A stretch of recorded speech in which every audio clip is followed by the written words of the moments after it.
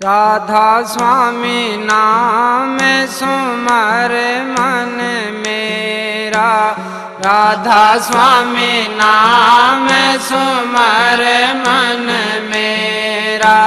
जन्म सुफल हो जा तेरा, राधा स्वामी नाम सुमर मन मेरा, राधा स्वामी नाम सुमर मन मेरा।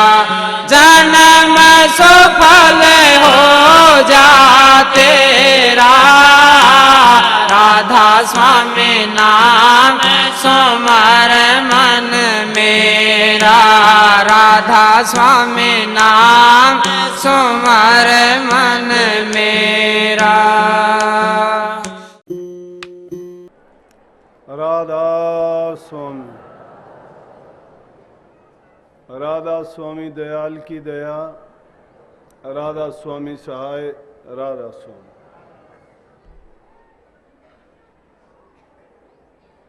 प्यारे सत्संग जनों, साध संगत, माताओं, बहनों, बुजुर्गों, साथियों, बच्चों, जितने भी आप सत्संग लाभ के लिए उपस्थित हुए हैं,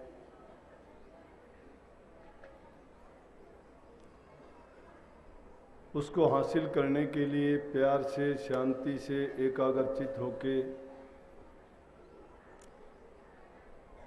बैठेंगे, गौर से सत्संग सुनेंगे,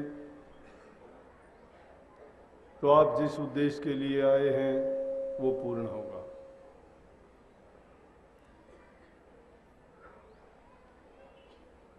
सत्संग के लिए इस समय 8 बजे का दिया गया था।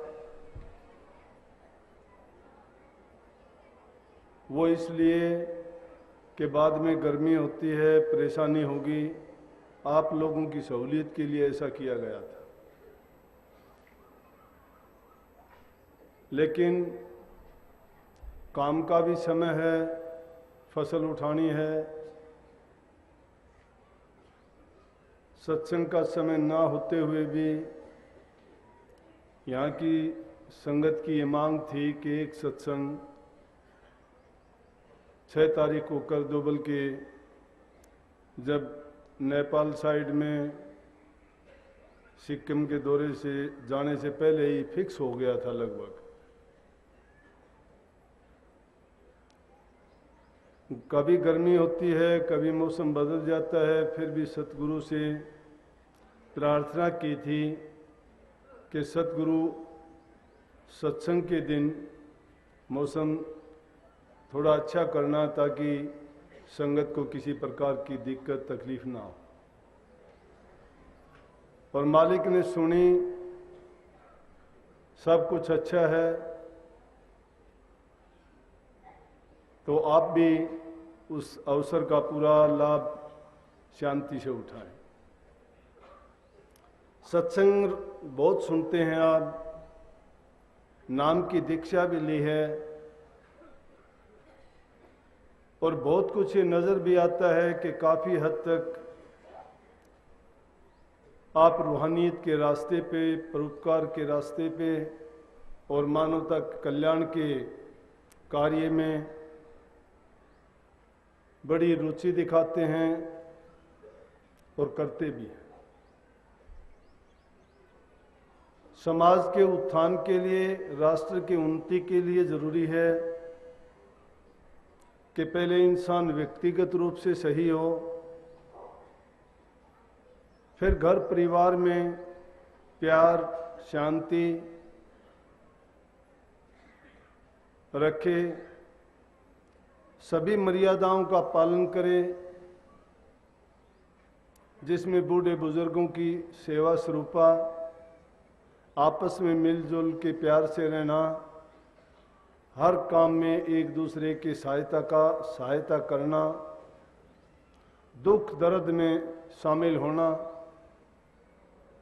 और हर चीज़ को आपस में बांट मिल के सब चीज़ों में अपनी भागीदारी, सहयोगिता दिखाना। इससे हमारे आपस में प्यार बढ़ता है, विश्वास बढ़ता है और एक दूसरे के प्रति जो सम्मान की भावना पैदा होती है, उससे हमारा व्यक्तिगत जीवन ही नहीं बल्कि पूरे समाज के साथ हम कदम मिला के चलते हैं और हमारे लिए सारा सब कुछ अच्छा होता जाता है। नहीं तो इंसान की संगत खराब होती है, बुरे लोगों के साथ बैठना उठना हो जाता है, बुरी आदतें सीख जाते हैं, जिसके कारण हमारा खुद का जीवन बिगड़ता है, उसके साथ साथ हमारे आसपास रहने वाले वातावरण में को भी हम दूषित करते हैं। सत्संग से इंसान यही चीज सीखता है, इंसान अपने दोषों को खुद नहीं देख सकता, क्योंकि किसी में भी इतनी ज्यादा वो नहीं होती कि आदमी अपनी निरख परख करे। हमारा लगभग ध्यान दूसरों की ओर होता है। इसलिए महापुरुषों ने फरमाया है कि अगर ये जीव चार चीजों को मान ले या चार चीजों के द्वारा इसको अपनी कमियों का और उनको सुधारने का मौका मिल सकता है। सबसे पहली चीज है सत्संग के माध्यम से। सत्संग में जो संत सतगुरु हमें अपने उपदेश के द्वारा, ज्ञान के द्वारा, प्रवचनों के द्वारा अच्छा करने के लिए और बुराई से बचने के लिए जो रास्ता दिखाते हैं, उससे हम ये पाते हैं कि हमें बुराई दूर करने का नुक्ता मिलता रहता है और उनको देखते भी रहते हैं कि ये बुराई अगर हम में है तो हमें दूर करनी चाहिए। जो जो वो बुराइयां दूर होती जाती हैं, त्यों त्यों उनका स्थान अच्छाइयां अपने आप लेना शुरू कर देती हैं। जिस प्रकार से झूठ को त्यागने के बाद सच्चाई रह जाती है, पर अंधेरे को मिटाने के लिए प्रकाश का उजाला करना ही पड़ता है, इसी प्रकार से अज्ञान रूपी तिमिर को दूर करने के लिए समझ रूपी ज्ञान हमारे अंदर होना ही चाहिए। और वो ज्ञान कहाँ से मिलता है? ये बाह्य वस्तुओं का ज्ञान तो हमें हर जगह मिल सकता है, खाने का, पीने का, उठने का, बैठने का, सोने का, जागने का, दुनियादारी के जितने काम हैं, ये चीजें हमें बहुत आराम से मिल सकती हैं, क्योंकि सब के सब ऐसा करते हैं और उनको देखने से ही पता लग जाता है।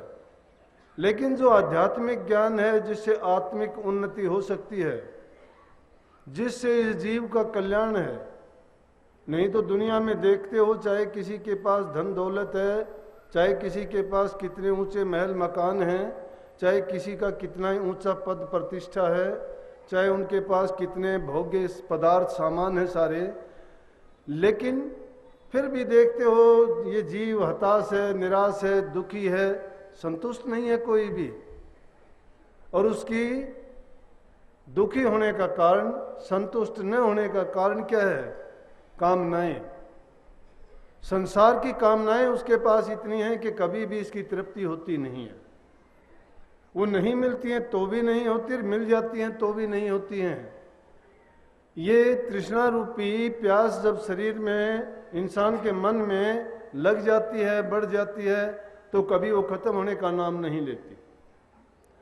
लेकिन अगर किसी ऐसे वीतराग पुरुष की शरण में हम जाएं, जिन्होंने इन सब बातों को जांच परख के देख लिया है, जो सिर्फ जीवों के कल्याण के वास्ते ही अपने जीवन को जिसने ढाला है, बनाया है, और जो दूसरों के अच्छाई के लिए ही काम करते हैं, जिनमें उनका खुद का कोई स्वार्थ ना हो, किसी प्रकार की उनकी कामना निहित ना हो, ऐसे निस्वार्थ भाव से किया गया काम ही दूसरे के कल्याण के काम कर सकता है। अगर किसी आदमी के काम में उसका लोभ है, उसका लालच छिपा हुआ है, या उसके पीछे उसकी कोई कामना काम करती है, जिस प्रकार से हम परिवार में रहते हैं, अगर पिता संतान की पालना करता है तो उसके अंदर भी कामना छिपी हुई है, उसके अंदर भी उसका लाभ छिपा हुआ है, उसके अंदर भी वो देखता है कि मेरा बेटा बड़ा होगा, ये मेरी सेवा करेगा, ये मेरी इज्जत करेगा, बुढ़ापे में मेरा सहारा बनेगा, मेरा नाम रोशन करेगा। कामनाएं हैं, और यही कामनाएं इस जगत में हमें बांधे रखती हैं, चाहे वो मोटे रूप से हैं और चाहे झीने रूप से हैं, चाहे वो प्रगट हैं चाहे वो गुप्त रूप से हैं। पिता पुत्र के संबंध में भी वो छिपी हुई है, लेकिन गुरु और शिष्य के संबंध में नहीं है। कभी भी ये गुरु नहीं चाहता कि वो अपने शिष्य का करता है तो शिष्य उसके बदले में उसका कुछ करे, नहीं। गुरु निस्वार्थ भाव से, निष्काम भाव से, बिना आशा रहित, बिना किसी कामना के, जो उसको ज्ञान उपदेश और उसकी अच्छाई का, उसके कल्याण के लिए जो कुछ कहता है, उन सिर्फ उसी के कल्याण के लिए है। तो इसलिए पहली चीज है कि ये चीज हमें कहां से मिलेगी? सत्संग में मिलेगी।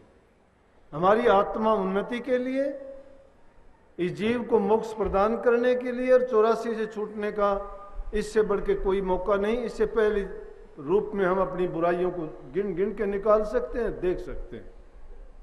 नंबर 2, किसके द्वारा हमारी गलतियों का पता चलता है? हमारे हितैषी और मित्र के द्वारा। वो मित्र हमें प्रेम प्रीत के मार्ग से हमारी गलतियों को सुझाता है। अगर कोई मित्र मित्र में दोष देखता है तो वो उसको अच्छा नहीं लगता है, और जब उसको दोष नजर आता है तो अपने मित्र को, दोस्त को कहता है कि ये बुराई है आप में, ये अच्छी चीज नहीं है, इसको आप ना करो। जैसे कोई एक नेक इंसान है, मुझे याद आती है, मैं जब सत्संग में नहीं आता था, मेरे में भी ये आदत थी, हुक्का पे सिगरेट पीता था, शराब पीता था। मेरा ही साथी गांव से था, मेरे से बड़ा भी था 2-4 साल। तो मुझे याद आती हैं ये बातें जब एकांत का समय होता है, जब मैं इस तरह के चिंतन करता हूं, तो मैं अपने आप में भी सत्संग करता रहता हूं। ये नहीं है कि मैं आपके सामने बैठ के लेक्चर देना पसंद कर, नहीं। जब मेरा कोई एकांत का भी वक्त होता है तो भी मेरे मन में जब ख्यालात आते हैं, पुराने विचार आते हैं, वो मुझे सत्संग खुद कराते हैं। तो क्या कहता था? मुझे कहता था वो सत्संगी था, मैं सत्संगी नहीं था। तो कहता था कि तू शराब छोड़ दे, मैं तेरे को मण घी दे दूंगा। उस जमाने में घी बड़ी अच्छी चीज होती थी, घी दूध खाने के शौकीन होते थे।